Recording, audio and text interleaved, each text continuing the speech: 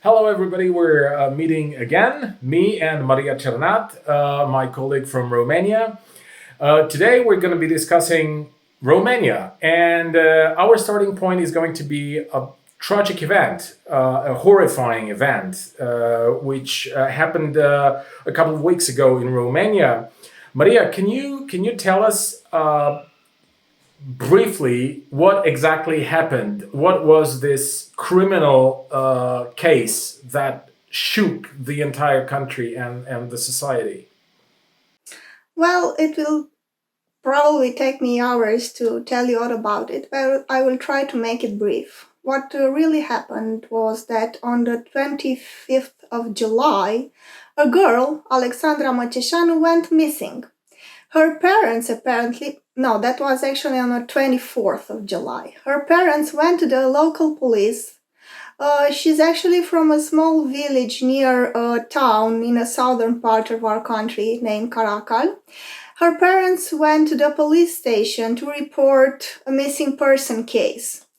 What is interesting here is that the police officer told the father that girls are promiscuous at this age and she will probably come back with her boyfriend the next day.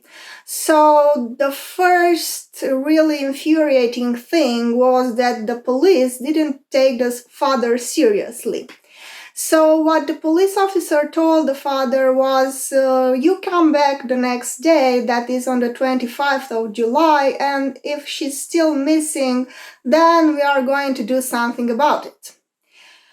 Okay, so what happened on the 25th was that the girl who was abducted by Gheorghe Dincă, who was operating some sort of taxi service but without a license, and since our Social Democratic Party rule in favor of the private transportation firms and they are no longer obliged to provide transportation services from small villages where it's not profitable to go, she was somehow forced to rely on people who own a car and driving license, and she went with Gheorghe Dincă trying to get to Caracal, but she was abducted by this man, and the next day she was raped, she was abused, and the next day she was able to find a cell phone and called 112, that is the equivalent of 911 in Romania. So she actually called 3 times. What happened was that a few days later, the conversation between her, the police officer that she was put in contact with, went public. And it's truly horrifying to see that he was not asking for details. He was not asking her, what do you see? Go to the window. What does the person who abducted you look like? Nothing like that. Instead, she told her, stay calm, we'll get something there in 2 minutes, and keep avoiding, and don't keep the line busy, because we have other things to do. So, just can I just ask a question to make sure that I understand the situation correctly?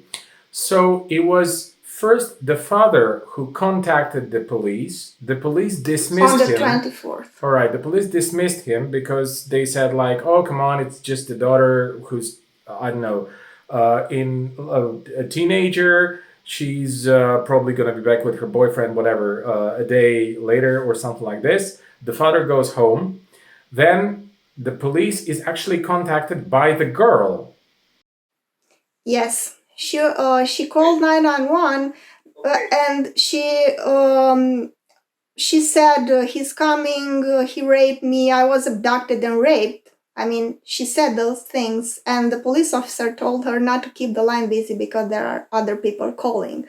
Apparently, being abducted and raped wasn't such a big deal after all. It was a huge debate, I will tell you afterwards, because there was a lot of discussion if this is okay to listen to her voice after she was murdered, and if it was okay or not to release these audio recordings of her talking to the police officer. But that's another story because they released it. After all, the parliamentary commission first heard it and then they released it in the press. The parents initially said that they agreed to the transcription of the discussion, but then the audio recordings also appeared in the press. I haven't got the courage to listen to it because it's really horrifying. I looked at the transcription and of the discussion she had with the police officer because she actually called 3 times asking for help. And what happened afterwards was truly amazing because the police officers didn't take her seriously and they arrived at the scene after going to 2 wrong addresses somehow late in the night on the 25th. And the prosecuting officer that was in charge of the case did not release a search warrant saying that the law says, and that is not true, that they have to wait until 6 o'clock in the morning the next day. So she basically was abducted on the 24th, and then the police finally entered the house of the murderer on the 26th.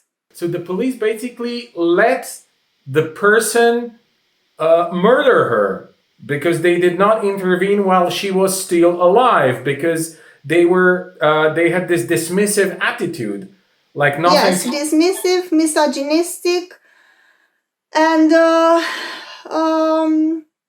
I don't know, irresponsible to say the least. And the next day, when they went there wasn't even a corpse because the murderer even had the time, at least this is what the official investigators say, the murderer even had the time to burn her body using acid in a barrel. So the police officer was standing at the door of the murderer till, say, 11 o'clock in the evening, till the next day in the morning. So he was probably burning her inside with the police standing at the door. And of course, a lot of speculation and a lot of conspiracy theories emerged because it's simply unbearable and unacceptable. And there are a few points that I want to make here. I think this is Romania right now in a nutshell, you know. A very irresponsible, a very almost inexistent state and state institutions that do not function for the poor, misogynistic police officers that dismiss the cases of rape, of cases of abuse against women very easily, treating the persons and the women that have the courage to report in a very diminishing and very offensive manner, and a lot of other things. But let me start by saying what happened next. So, when they finally get inside, she was burned in a barrel. They could only find her bones to make the DNA, analysis and established it was her. They arrested Dinka, and then a huge scandal began. Why? Because she was a white girl, a very pretty girl. She was a Romanian girl, because I don't think that if she were Roma, the people would be so, interested in the case. And the most important element, she had a very powerful uncle. Her uncle is tied to the force institutions in Romania, to the intelligence community here. He is a former friend and ally to a former Minister of Interior, Gabriel Oprea. And he was the one that had the ability, the power to go to the press and make it public and make it a case, And all the country was shocked about this event, and a series of protests and changes started to happen. The positive outcome here is that the press investigated, and I think Libertatea, freedom, what it's called in Romania, a media outlet, was reporting extensively about it. All the televisions and all the media wrote about what happened there, and finally people started to react. Just a few days after, people started filming police officers that refused to call an ambulance and intervene when they saw a 14 years old girl covered in blood. Her legs were covered in blood. She was in a state of shock. That happened in Galați, a big city in the eastern part of our country. So they refused to intervene even if they saw that this child was covered in blood and it was in a state of shock. Apparently she was violently raped. And the people started filming and they pressed them to call for an ambulance to react. They got the girl to the hospital when she went straight to the emergency room and to have a surgery. And then all the media wrote about it and people were infuriating, and some people, some internal investigations on the behavior of those officers, who by the way were a female and a male police officers, started. And the head, this girl turned out to be an orphan. She was at an institution, and the head of that institution said that she left voluntarily and she had sex voluntarily, and he was fired after that declaration. The Ministry of Education, Caterina Andronescu, said that she was taught when she was little not to go in a stranger's car, and I can even begin to tell you how cynical such a declaration is, since her party, the Social Democrats, this year passed a law saying that we have no longer public transportation, and the private firms, firms that offer transportation are no longer bound to go to the villages, small villages, and where it's not profitable to go. So basically this, what happened was that an association of students in Romania, they launched a petition asking the government to change the law and offer public transportation, because even as we speak, there are a lot of students that rely on this type of informal taxi drivers, let's call it like that, to go places, and they are at a very high risk. What emerged also in the press was that the chief of police actually called a local gangster, Mr. Radoi, who operates a security firm. And the discussion between them is simply unbelievable, because, first of all, it is true that by law, any person that operates a security firm providing security services like guarding the buildings, bodyguards, and so on and so forth, has to collaborate with the police when such an event occurs. But by collaboration, that means that they go to the police station and offer a statement. They have an institutional relation, not that the chief of police discusses privately on WhatsApp with the head of the security firm. And the discussion is simply, I don't know, if it weren't so tragic, it would be a really good comedy, because the gangster says, "You did such a lousy job there." And the head of police apologizes and he says, "Well, I wasn't the one organizing it, I mean, come on. This is unbelievable. And then at the end of the conversation, the head of police says that he thanks very much the gangster for offering his services and his help. He has a very, obedient attitude towards this individual. And this individual, because this is also telling you how capitalist Romania evolved, you know. They are looking for corruption because we are talking about corruption when it comes to Romania, but they are not looking at the way capitalism functions. You know, this individual, because he was upset that there is no justice in his country, he had an argument with his girlfriend apparently, and what did he do? Did he take a vacation maybe? No, he took a car, went with it in the front of the Ministry of Justice and set it on fire in 2002. And now this individual is trusted to offer security services for public institutions. And one of his firms reportedly has a profit of millions of euros from taxpayers' money because he provided security services for public institutions. And I must tell you that the law clearly says that when you operate a security firm, you have to be an exemplary citizen. The law clearly says that.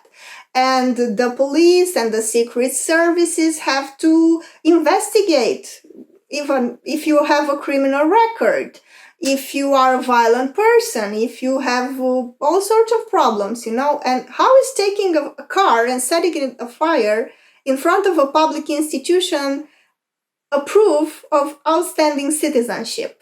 Well, if I were not from Bulgaria, I would have been appalled at everything that you had just, said. But because I was born and I lived there for quite some time, and I'm familiar with the reality right south of the Romanian border, I'm disappointed and I'm angry, but I'm not surprised, because this is exactly the path of the development of the capitalist system in both of our countries, which turned them into a mafia state, mafia-run state, or at least a state where the state institutions, instead of functioning in favor of the citizens, if they do anything, then they develop this cozy relation with the local gangsters. And this is like one big, capitalist family, where they institutional family, where they do absolutely no job for no one, and no citizen can count on any public institution. This is exactly the same state of affairs in Bulgaria at the moment. Nothing which is public works. Throughout the last 25 years in Bulgaria, everything has been handed out into private hands, into private companies, and the only role of the public institution was to give out licenses. Well, it gets even more interesting because what happened was that in 2012, a case of abducted girls from Caracal was opened, and a huge network of human trafficking persons was arrested and dismantled there. And that was a huge debate also, because in the public file, the girls were saying that among their customers, the girls were very young. They were basically children. They were 14 years old, so the customers were actually committing statutory rape. And they said that among those people who came there, where they were abducted and forced to prostitute themselves, there were American soldiers from Deveselu, a military base that is near Caracal, like 7 kilometers. And I made a public, plea to Sputnik not to write about it, because in Romania we don't know what is the truth, but we always know that the Russians are bad and they are lying to us. And if you want to get someone discredited, and if you want to get an information like not being taken for seriously, you have to publish it on Sputnik. And what they did, that they immediately wrote about it and wrote about this horrifying criminal investigation. And all of a sudden, when this media outlet, Libertatea, wrote about it and wrote about this public investigation and this criminal investigation and the declarations of the victims, the mainstream intellectuals, right-wingers, said, oh, but this is Russian propaganda. They immediately said, without taking any consideration to verify it, that this is Russian propaganda. We have no way of knowing, because no one investigated whether the claims of the girls, their testimonies, were real or not. Because like in other cases where human trafficking investigation took place, important people like police officers or military personnel or high-ranking officials in the state were left aside. They were not prosecuted. They were not even asked to offer testimonies about it. And this is what happened here. This is what the press wrote. But since it appeared also on Sputnik, it is clear that it is false, And this proves a type of obedience and, I don't know, a type of obedience, this is really the term, from our mainstream intellectuals that is beyond my understanding. Because maybe the claims were indeed false. You know why? Because the military base officially opened in 2013, that is a year later. But there are those who claim, official governmental employees that officially said that the military personnel was there a year before. We have no way of knowing because nobody bothered to investigate. And since Sputnik wrote about it, they did a huge disservice to our journalists who want to investigate that, because now it is true, it is surely Russian propaganda.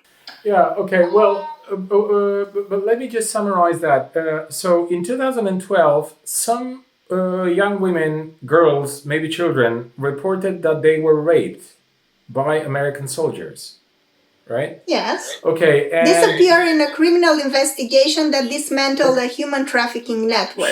Sure. But now I wanna get this straight. So the police or whatever the element, the institution of your judicial system refused to investigate it because Sputnik wrote about it? No, they didn't investigate it then. But now the press wrote again about it and how the police refused to investigate it. And they say, well, they shouldn't have done that because this is Russian propaganda. The soldiers were not there. So it is a good thing that the police officer did not take the time to investigate in 2012 what the girls were saying, Are you trying to tell me that the Romanian police did not act for their own reasons because they have this dismissive attitude towards violence against women and so on and so forth? But then the right-wing press, because Sputnik wrote about it, said, very good, bravo, because this was Russian propaganda, so we would have wasted your time. Well, and this is also very un-American, because I wrote an article recently in 2012. Kirby Dick launched a very powerful documentary about the rapes taking place in the American Army.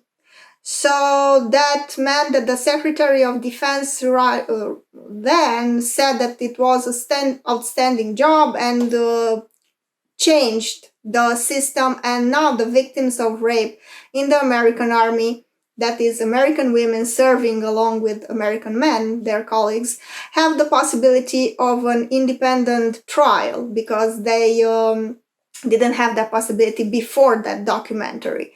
So even though we criticize a lot what happens in the US, if you admire the US and you are such a big fan, you might take that into consideration, They have a problem there, it was exposed.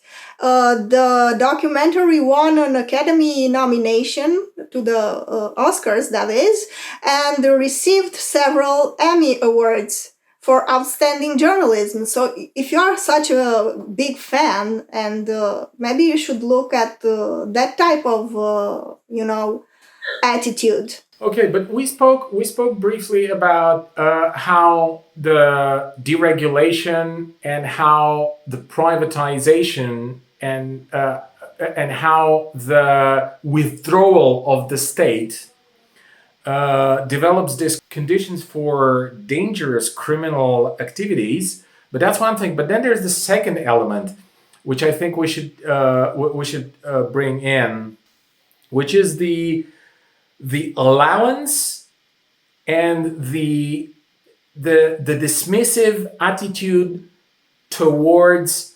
the problem of violence against women and children, which seems to be a very peculiar and very dangerous and a problem in our region in Eastern Europe. And it seems like it's still a part of our general everyday culture that it happens, and this dismissive attitude towards it is, in a certain sense at least, a result of that. Because if it happens and it's part of the general accepted everyday culture, then also there's very little reaction against that. What is your take on? Well, one of the positive outcomes of this horrifying event was that for the first time in Romania, feminist organizations and their voice began to be taken seriously in the mainstream media. And they had a protest, and one of the activists wrote on the building of the Ministry of Interior, "The police kills." And they tried to arrest her, but the crowd opposed, and she managed to escape. But it was for the first time a radical gesture was made, and for the first time the feminist organizations that were tackling with the issue and trying to say we are living in a very violent society, the authorities do not take crimes against women very seriously. For the first time, the press started to listen. And the case appeared with the 14 years old girl that was ignored by the police officers. Just like last night, I read a story about a woman being beaten severely by her partner, and it took the police almost an hour to break the door, but when they got there, she was murdered, of course. She was dead. She was still screaming when the police arrived, but apparently it took them an hour to break the door. And this causes a lot of reactions, and especially in the social media. The social media now proved to be a very powerful element because people started filming the police officer and posted a lot of stories when they failed to intervene. A lot of women came forward. I think this is the Me Too movement of Romania. A lot of women came forward and discussed how abusive, how dismissive, and how offensive the behavior of the police officers was toward them, asking the general questions. What were you wearing? What were you doing that late in the evening on the street? And all sorts of idiotic questions they asked the victims of sexual abuses. And what happens is that mainstream media began to take it seriously and to write about it. And Libertate and ProTV and other important media outlets in Romania started to talk about it. And another action was taken at the Council Against Discrimination. Three a director, people working as the art critic, and the former candidate of a Union Save Romania, a politician, who wrote very derogatory comments saying that feminists are, I don't want to repeat what they said, but it was extremely violent. And they were banned, their accounts were closed, and they faced investigation from the Committee Against Discrimination here in Romania, because it was the first time where this type of discourse, violent discourse against women, was not okay in the public sphere. Because otherwise, oh come on, it was just a joke, you are taking it too seriously, you are just a snowflake, why do you react? This is the general reaction, but for the first time, people actually saw what it means to have a misogynistic police. Because they don't have courses, they are not trained, they don't have civic culture, and they rely on tradition, on what their mother and their father and their community told them about women, since they have no proper education. But that's in this exactly field. a thing I want to ask about. Like, I don't believe it was the first time something as brutal happened. It must have happened many, many times before, but it never got so much attention, and it never produced that massive shock. What was the element that brought about this wave of anger and massive reaction and protests? Well, as I told you, she had a privilege. She was the niece of a very powerful man, and he was able to bring the attention of the press towards this event and make it public. Okay. This is very important because he appeared several times on television talking about it. He posted on his Facebook account, and people started to, you need a powerful man to be heard as a woman. This is it. And that powerful man, Alexandru Cumpănașu, her uncle, was able to bring the attention of the press. And of course, she was Romanian ethnically, very beautiful girl, that counts also. And as I told you, it was for the first time when you could really see how misogyny kills, because it appeared in the press. I'm not sure that, because afterwards they said this is all gossip and stuff like that, but the press wrote that actually the police officers brought the father with them when they went to search several addresses, because they went on 2 different addresses before finally finding her, and they told him apparently that if she's in bed with someone, you are going to pay for all of this. They were constantly shaming the father and telling him that the problem is here, that the daughter is probably a promiscuous girl, and they are doing all this for nothing. And this is shocking, because while this was happening, Alexandra was being raped, murdered, and then burned in acid in a barrel. Well, another interesting thing here is that you cannot place the blame here on another. This was also very controversial. You cannot say who's to blame, because the Social Democrats are surely to blame, because they passed this year that law that basically says that we have no longer public transportation. Okay. The former, Laura Codruța Kövesi, who's praised as the anti-corruption leader, actually gave an award in 2010 to the prosecuting officer that didn't allow the police to break the door of the murderer and waited until the 26th and until 6 in the morning to go in to save the girl. So the secret services in Romania, because we have, as I told you several times when we discussed another occasion, I told you we have a very large intelligence community who is basically out of control, because the parliamentary commission that is supposed to control the activity of the intelligence community and the intelligence services is actually a joke. You don't know who controls who there. They don't have the means and the capacity to control what's going on. We have a lot of employees. It's a huge budgetary burden, huge, immense for a small and poor country like ours. And we have a secret service. It's called Special Telecommunication Service, and they were supposed to trace down the phone from which Alexandra called. But they had a free application to do that. Instead of using that, even the European community, some NGOs from the European community wrote about it. Instead of using that, they instead gave a private firm, that again, deregulation, neoliberalism, they gave a private firm a contract for 1.7 million euros to write an application.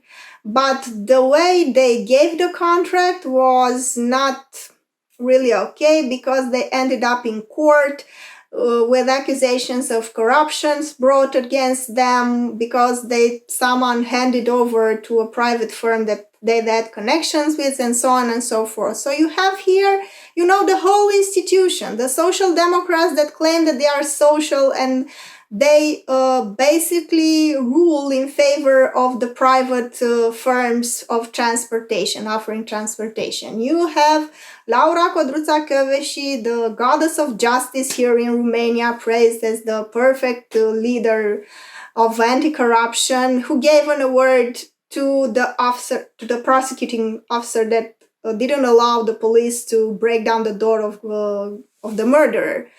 You have here the intelligence community that, instead of focusing on doing their jobs, they focus on handing over huge contracts for applications that are already available at the level of the European Union and free.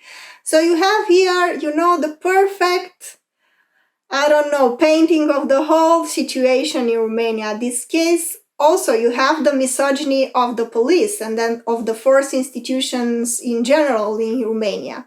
So you have the perfect landscape of what happens here. This case brought it all up. Okay, tell me now, like as a closing remark, what do you feel is going to happen, which we will perceive as progressive potentially, or good? Like, hopefully the death of this poor girl is not going to just be another element in the statistics of violence and rape and murder of women in Romania. There will be some positive outcomes in terms of civic awareness. I don't think it will be acceptable from this point forward to go to the police and be spoken like that. I think they're afraid of doing that, because now they see that all the country is watching them. But in terms of structural changes, no, because our Prime Minister, who's a woman, says that her solution is for us to have harsher punishments. She didn't consult with the feminist organizations that tell that this type of attitude is not going to solve anything. By solving the misogyny of the police with more police is not going to do anything. And starting from this year, the police academy put some very hard physical tests for the girls who want to enter their academy. And this type of discriminatory and, yes, this is the word, attitude towards women shows that we are not going to see a structural change in the way the police functions. Then, what is even more bizarre is that the police academy here in Romania is plagued by plagiarism. They did an investigation and found out that almost 80% of the PhDs that were given there were basically plagiarized. So the situation is really bad. I don't think that any structural change will happen soon because they relied on, I don't know, populist measures like let's have the death punishment again. Let's make the punishment for the sexual offenders higher. And this sounds very appealing, but this is not the way to tackle the issue here because what happened was that Alexandra was a girl, but she was also poor because those who run trafficking networks, they don't go to downtown Bucharest where all the elites are living to abduct girls. They go to the poorest parts of our country. So what happens here is that she was a girl, but she was also very poor. And this is not really discussed in the press, that how class and how your income affects your life, how being a girl and a poor girl is basically a sentence to abuse. Because what the other cases of human trafficking taking place in Caracal, where 30 girls were taken, abducted, and forced into prostitution by this network showed, was that everybody in the community was treating those girls as if they were, expendable, useless. The journalists went that far that they identified the former victims of that trafficking network, and their declaration, their testimonies are simply unbearable to read. You see there that you need you need a village to raise a child, but you also need the village to abuse the child because their uncles were abusers, their cousin was an abuser, the mothers were usually not home. They went abroad to work, and this is being sold as a great form of progress since Romanians go abroad to work in the Western Europe and send home the money we need. But they don't think that the social costs are the children left here who are basically left alone and to the mercy of some of relatives and neighbors who are not always the nicest persons, And eventually they abduct girls and they take girls from very poor villages where they don't have a social support system. They don't have their mothers, their fathers there. And this is what happens. And Romania, unfortunately, is number one in human trafficking. In Europe, we are the most, let's say, we are number one in human trafficking when it comes to young girls. And the feminists, because I want also to say here, there is a current in liberal feminism that really makes my blood boil because they say it's their choice. All you can hear now is that choice, they have a choice. No, they don't. I mean, what choice do you have when you're 14, your father is an alcoholic, your mother is working abroad, your cousins and uncles are rapists? I mean, what is your choice, And not all the feminists fully understand how class and how gender work against these very poor girls in our country. And while emphasizing on not stigmatizing this sex work business, they somehow, in those cases, make the job of the traffickers more easy. So the prospects are not very good, but in terms of civic awareness and of civic reaction, we saw something, because usually Romanians are very, very passive. I mean, horrifying things happened around them and they simply don't react. But it seems like for the first time, people started to react, talk to the press. And I think the press was the only progressive institution in this whole landscape. Of course, the danger here is that they are looking for sensationalist news, but the good thing is that finally some truth about the social reality in Romania is being exposed in the mainstream media. Well, okay, I'm really glad that you brought up this element of liberal attitudes and liberal perceptions and liberal understanding of things, because I've been repeating that for I don't know how long now. That liberalism in its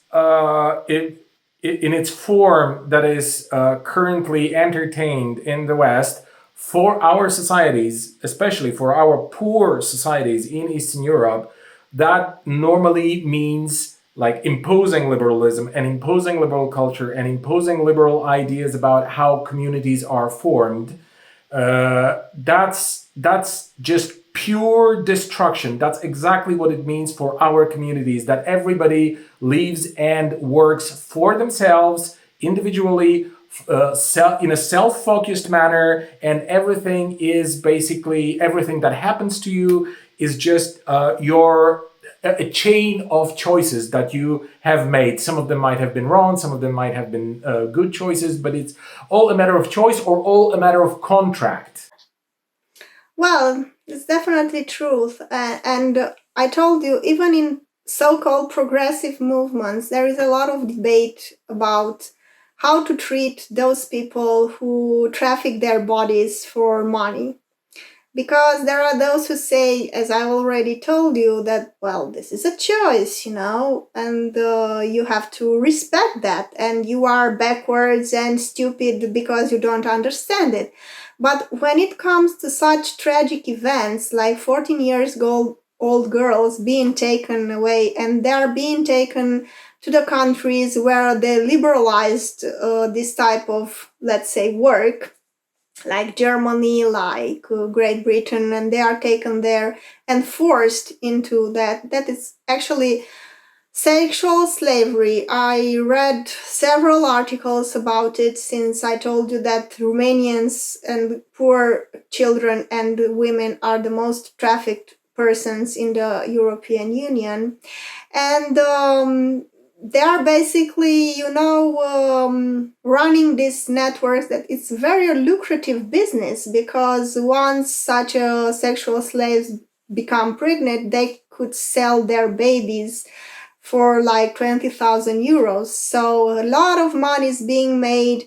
And somehow some states say, this is okay, just give us some taxes from what you're doing, because this is some sort of legitimate business, And several days ago, a woman who works as a translator for Romanians in Germany said that the officials refrain from asking the women, okay, you are a prostitute here, were you trafficked, are you a slave here? They didn't want to ask the persons that questions that are vital questions, And that shows how the state becomes partner somehow with the traffickers, and in this whole exploitation network, And there are voices that said it is only our backwards mentality that doesn't get it. I don't think this is the case, because the reality says that most of the women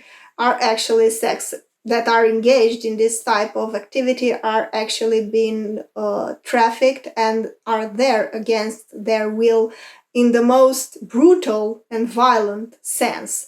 Because there is the economic factor elements that pressure you to go into prostitution, but we are talking here about a huge number of girls that were actually taken by force by this human trafficking networks. We had here in Romania a famous one run by the Chinese that was dismantled, but unfortunately the police officers that were also customers of the network and had relations with the girls were not prosecuted.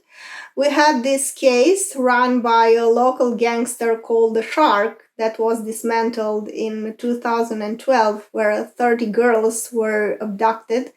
And finally, they were threatened They were beaten and they were forced not to go to the police, and they withdrew their declarations. Only two of them were left standing and went to the police officers and to the judge and told their stories against the death threats and the violent deeds that they were exposed to. Okay, and the very last question, and if you could just briefly remark on that, when it comes to trafficking women for prostitution, be it to the west or to wherever out of Romania, is the Roma community most vulnerable here? I mean, is it like people from that community, women and girls from that community, are more often sexually enslaved by these networks and trafficked abroad, or is this just equal, like for whatever ethnic Romanians and other ethnic groups which live in Romania? Well, I read some articles and reports about it, and of course, the Roma communities are targeted more because they have also no support system, and also because the authorities are more dismissive. They say this is your tradition. You marry your girls when they are only 12 years old, and this is not our problem. So if the a state institution like the police is not functioning for the Romanian, just imagine how it will function for the Roma community. It doesn't function at all. We had a case, a very unsettling case of a girl who committed suicide because her parents wanted to marry her when she was 14 and she wanted to go to school. They were very poor. She had no support system, and basically what killed her was poverty, racism, and a very, I don't know, backwards mentality of the institutions. Okay, so they are not only misogynistic, they're also racist. Yes, of course, but of course, I mean, race, class, and gender come together in those cases. And she wrote a message saying that she wanted to go to school. It was a powerful message that she committed suicide instead of accepting to get married in Romania several years ago. And theater play was made, and they are trying to raise awareness in the Roma communities, but also in Romanian institutions. Okay. Okay, Maria, thank you very much for reporting this absolutely horrific and tragic and hair-raising events. And what we can do is like we can keep fighting and hope for the best outcome in terms of our political struggle, because I guess just as you said, Thank without you. any Thank you. radical Bye.